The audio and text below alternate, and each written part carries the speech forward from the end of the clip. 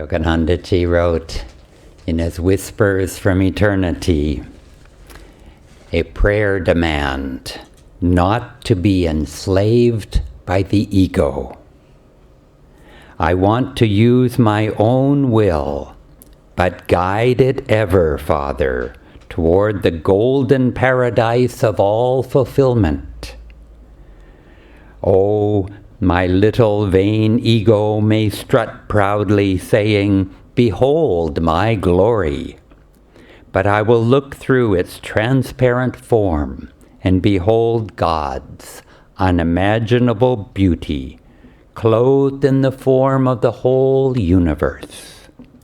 My soul will ignore that tiny, boasting masquerader, my little self, impersonating thee, and will listen rapturously to the wind-born, fragrant music of thine own voice, whispering across the ages, I am he.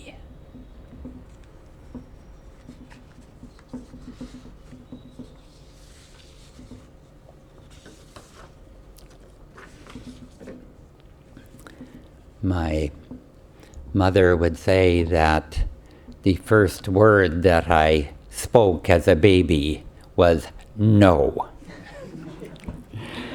Maybe I was thinking, oh no, another incarnation, another body, let me out of here.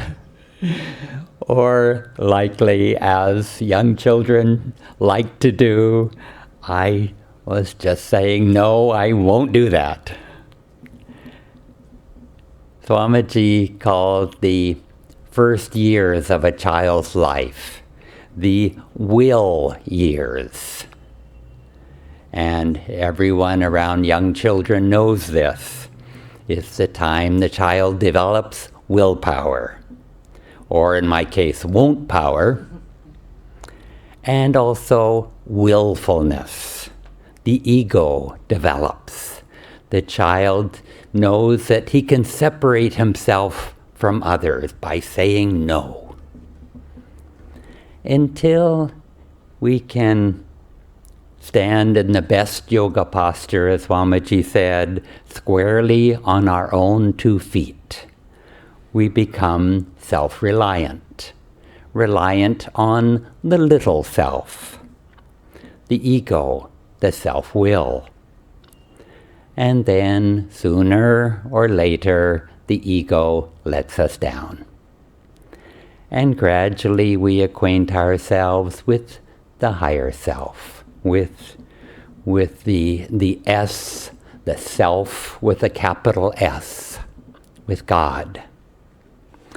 And to find that way, we need to follow the way that has been set by those who have found it themselves, those who are wiser than we are.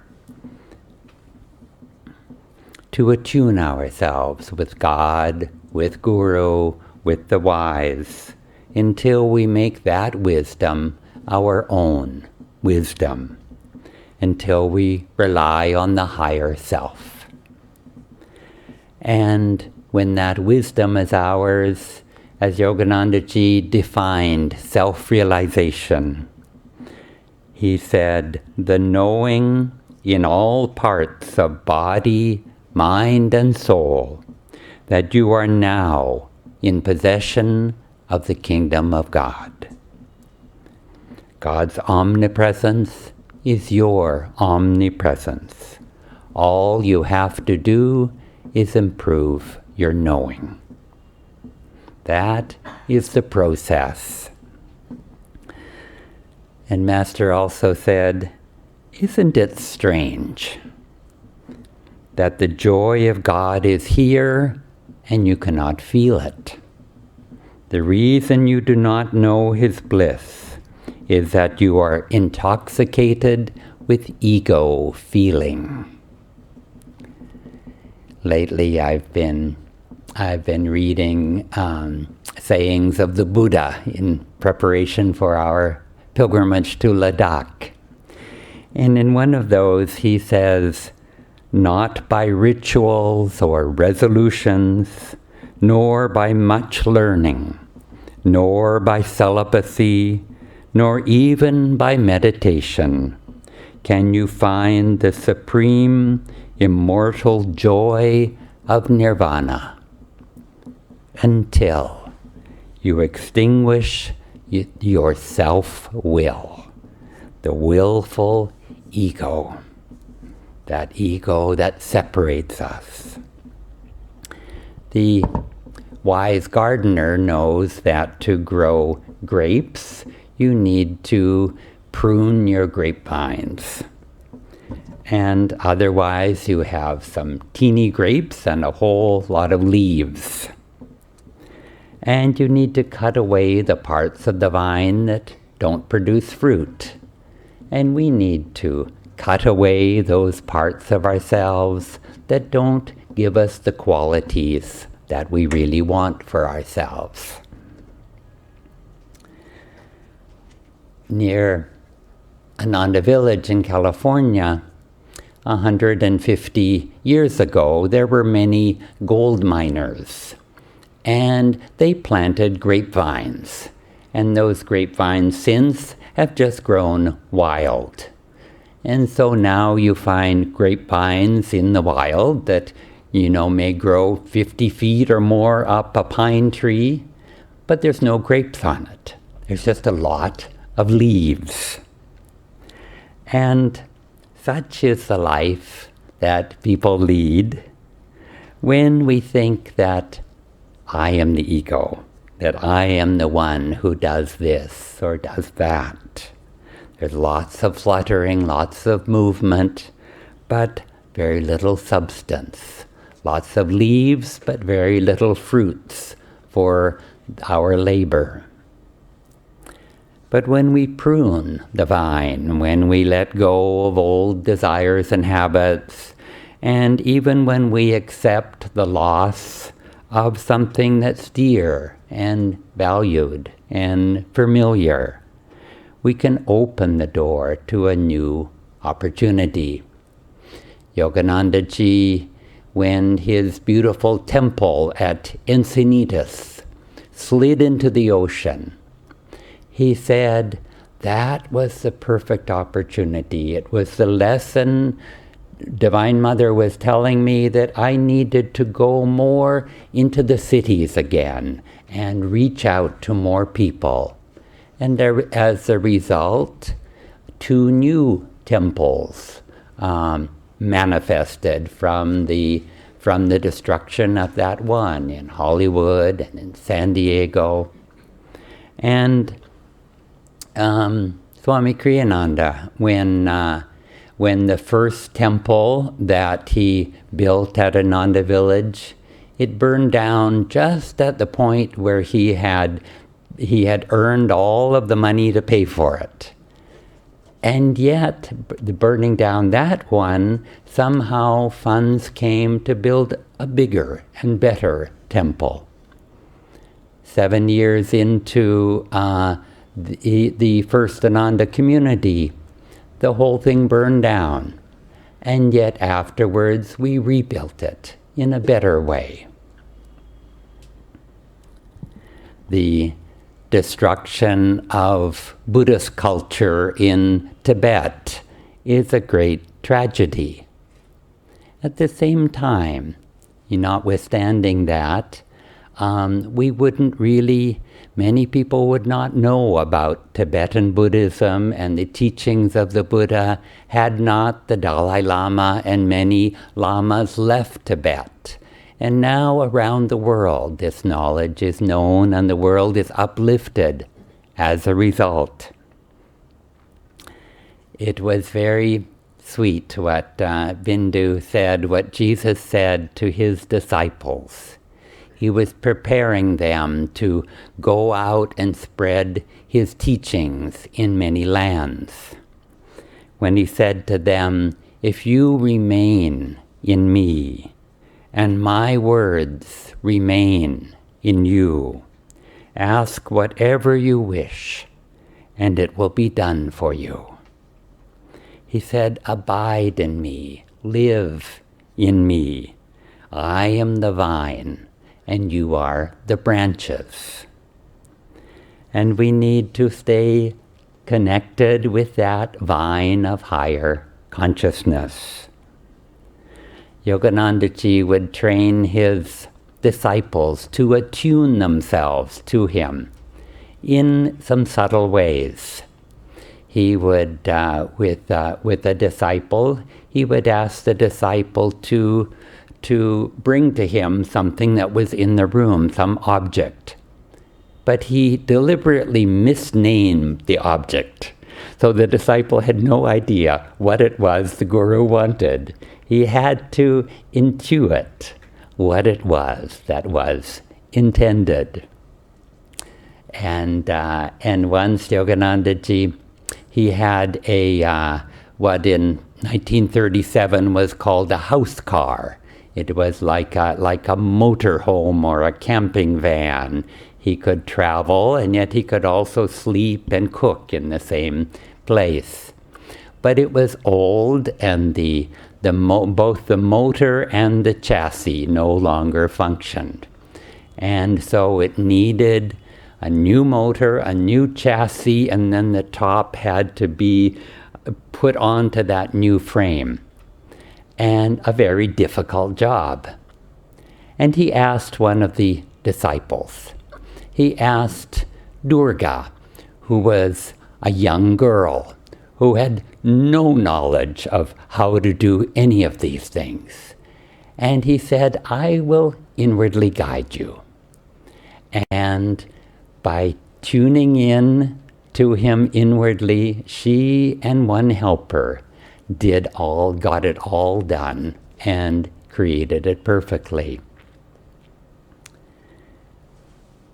And a couple of ways that we are doing now to tune into that higher consciousness, that higher self, of course, is meditation, which is not just calming the mind, but opening the veil, opening the curtain to another reality of pure inner joy that feeds us and nourishes us.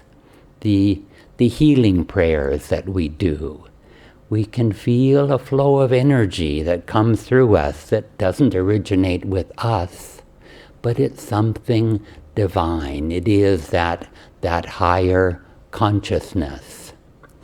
Seva, when we serve, there's an energy that flows. When we give to God, when we give to others, we open ourselves to receive in a way that could not happen otherwise. And whatever you undertake to do, ask yourself, is this decision going to take me closer to my little self, or will it take me closer to my higher self? And every day, let's try to find those activities that we can attune with that higher self. Everyone in the world whose life is glorious or prosperous or powerful, know that his achievement is but a little part from the great sun of my effulgence. I should have got my glasses on. I, the unchanging and everlasting, permeate and sustain the entire cosmos with but a fragment of my essential being. I'm sure that everyone here in this hall this morning and watching online understand that God is the source of everything. Understand that we come from God. We will return from God. We have a chant. We always chant here. From joy I came, for joy I live. In sacred joy I melt again. It comes from Yogananda's poem Samadhi that was in Autobiography of a Yogi. So we all know this. God is here. Every Sunday morning we chant Twameva Mata. God is everything. Tvameva sarvam mama deva. In our hearts, we know that. When we meditate in our deepest moments, it's real to us. When our consciousness is expanded, when our heart is open, we know this. This is who we are. So God is everything. We are His. And then how do we relate to that relationship on a day-to-day basis? How can we remember? We are spiritual beings. We are not beings of matter. So we are not fixed. So what is this life flowing through my veins? Thy light, in thy joy, in thy love. That is what's flowing through our veins. So it can change what is flowing through us according to our awareness, which is one of the main reasons we meditate, to increase our awareness. But what about when we forget what's really flowing through our veins? Then what's flowing through our veins is maybe perhaps negative energy or greed or jealousy or selfishness. And when that is flowing through our veins, we have a bad day. Somebody says, how was your day? And if we say, wow, my day was so good, we can think of all the reasons why. Probably we were uplifted. Probably we were thinking of others. Probably our awareness was sort of connected to a greater wisdom and reality, and we could expand our consciousness. So we had a good day. But then if we had a bad day, it's like, this man didn't treat me correctly. I didn't get what I deserved. I'm so insecure because my bank account is empty. What am I going to do? It's all on me now. So our reality changes constantly according to what we allow to flow through us. So we have to remain connected to the source. That's the spiritual path. That's the spiritual path. Remain connected to the source. And so when we think, what happens when we're not connected to the source also? What happens when our mobile phone runs out of battery juice? I mean, we're like, we can't do anything if our mobile phone isn't turned on. Just think how much more important it is as spiritual beings to have spirit flowing through us. If it's not flowing through us, what are we actually? We're very limited forms of flesh and blood, and that's not a very secure place to be in this very disturbed world of Maya that has so many catastrophes everywhere you turn. So let's think for a moment about connectivity and staying connected. Think of an army. If an army is advancing to battle, it needs a supply line. It's going to invade another country or another state or something. It needs its soldiers. It needs medical supplies as backup. It needs ammunition supplies as backup. It needs soldiers to be backed up. It needs food to be backed up. It needs to be all going out to the front from this source. And as long as that supply line is maintained, then the soldiers can continue to fight and the armies can advance. But what happens if that supply line is cut off? Then suddenly these soldiers are just there and there's nothing they can do. They will surely lose the battle, because the enemy will surround them and they'll have nowhere to go and nothing to do. So that's also our battle of life. If we can't keep that supply line going, we will lose the battle. I mean, Lahiri Mahashaya told us that, the whole allegory of the Gita is our battle for moving towards our soul nature, to live a life of the divine, connected to God, or to move our energy downward, towards the senses, towards our desires, towards our habit, and lose that battle of life. And the ego wins the battle in that case. And the other way we can look at it is a tree trunk. A tree trunk has all this prana and life moving through it, and all that life and prana moves out to the branches, from the branches moves out to the leaves, and everything is full of life as long as it's connected to the tree trunk, to its center, to its strength in its center. And if it's connected, this tree can grow very, very large. I mean, look at the banyan trees, look at the trees in India, amazing. But then even this furthest leaf can turn green and have new leaves. But if it's not connected, what happens? That branch will just fall. Those leaves will die. So we can do so much in this world. There's a beautiful poem, The Wonderful Effects of Divine Love. It's not a poem, it's sort of an essay, by Thomas à Kempis, who was a 16th or 17th century Christian saint. And it's beautiful. It comes from the book, The Imitation of Christ. And he talks about the wonderful effects of divine love. And he says, look at all the things you can achieve. You can achieve things way beyond your power if you are connected to divine love, whereas the normal man would fall down and faint. And so this is the kind of thing that's possible when you're connected. Yogananda was connected to Divine Mother, to wisdom, when he wanted to purchase his ashram in Los Angeles and Mount Washington. This was in 1927, I think. And he walked by this beautiful estate, and he had a vision of this in India before he ever came to America, and he knew that was his. He said, this is ours. And it was $65,000 at that time. It's a lot of money. But he knew it was his, so he was talking to the realtor with some of his friends and some of his devotees, and he almost signed the paperwork to buy it for $65,000. And he said Divine Mother just stayed his hand. He didn't sign. Just a few days later, he met another realtor that was able to negotiate with the owner and got it down to $45,000. So just in waiting a few days, he went from 65 to 45. He said he felt Divine Mother stay his hand. I mean, this is being attuned with Divine Mother. This is remaining in the center, in his source of wisdom and light. And, think of the 400 songs that Swami Kriyananda has written and the 150 books. I mean, how could he do that on his own? He always said, there's no way I could do this on my own. He'd wake up in the morning and melodies would be floating through his consciousness. And he said he just had to run up and grab a pencil and write them down before he lost them. And, he always said, oh, thank goodness, Master is flowing through me as I write this book. Otherwise, my poor readers, he's just saying, how could he write so many books? The Bhagavad Gita, the 650-page tome in 7-8 weeks. So he was open to that source that was always flowing through him.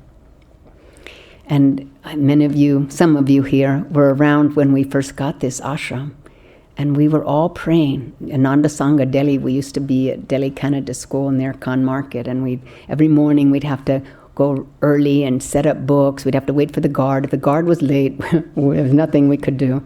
And we would rush and set up the book table, and we would set up the chairs, and we would set up the mats on the floor, and we would set up this temporary funky little altar. It was our altar, though.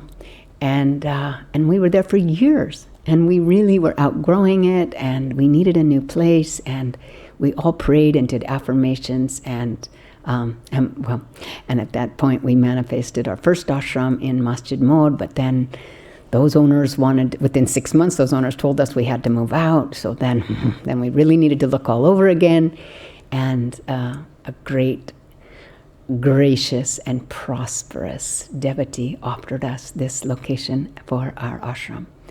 And, just God flowing through her, offering us this divine gift. And the fact that we were attuned enough to Divine Mother and to God to allow that manifestation to take place was such a blessing for us. So, I'm running out of time. I'm trying to see what is the most important thing. In the vibration of Om, Master told us we would always be protected. So that's like remaining in the source of who we are. We will always be protected. And Dr. Lewis, Master's first disciple in America, had two amazing stories. One was he was driving on the winter day in Boston, and he was just about to cross a bridge with some speed, but this bridge was icy, and someone had already tried to cross that bridge and had slid and was like blocking the whole bridge with this car turned sideways. And Dr. Lewis was going quite quickly. And he said he just felt, like a hand come down and stop his car, and they did not collide. And he just said he knew that it was his attunement to Divine Mother and to the Guru. And another thing is that Master had told Dr. Lewis, as long as you stay in Om, you will be protected. And one time Dr. Lewis was with other disciples and was talking about something else and said, "Oh, Dr. Lewis is in trouble, I tell you, Dr. Lewis is in trouble." And he just went away to pray for a moment. And later on, he found out that Dr. Lewis had been out on a very large lake. Large lake. There's like seas in America. And a storm had come up, and he had just about lost his life. And he just started chanting Om, Om, Om. And all of a sudden, the boat was saved. I can't remember if the waves stopped or what happened, but Dr. Lewis didn't drown, and he was saved. And the next time Master saw Dr. Lewis, he said, "You almost got wet, didn't you, Dr. Lewis?" So that's the other way. We remain in Om. Our meditation practice, Hong Sa, I am He. Just what Keshava quoted, I am He. Just repeat it again and again and get to the center of that stillness and commune with God as light, as joy, as love, as power. The power that flows through us is Him. And that's our job as disciples. Let His power flow through us. And then in His life, in His light, in His joy, we are one. And then we can share that light and love and joy with all and become the spiritual beings. Always be aware that we are the spiritual beings that we know we are. God bless you.